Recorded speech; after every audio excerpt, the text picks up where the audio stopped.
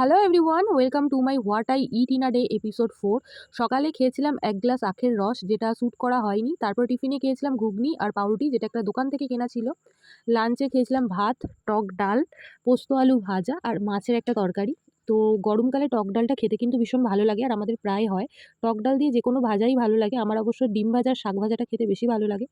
আর এই মাছটাও খেতে ভালো ছিল। কী মাছ ছিল আমি ঠিক বলতে পারবো না। তো তারপরে বিকেলবেলা অনেকক্ষণ কাজ করার পরে মাথায় যন্ত্রণা করছিল।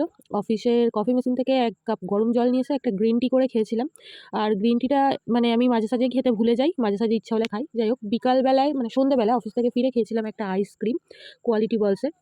তারপরে একটা বেশ টেস্টি খাবার বানিয়েছিলাম, সেটা হচ্ছে চিকেন ম্যাগি, যেটা আমি অনেকদিন পরে বানালাম। আর চিকেনটা এইভাবে ফ্রাই করেই আমি বানাই, খুবই টেস্টি লাগে খেতে। তোমরা কিন্তু একবার ট্রাই করতে পারো। রেসিপিটা চাইলে আমি দিয়ে দেবো।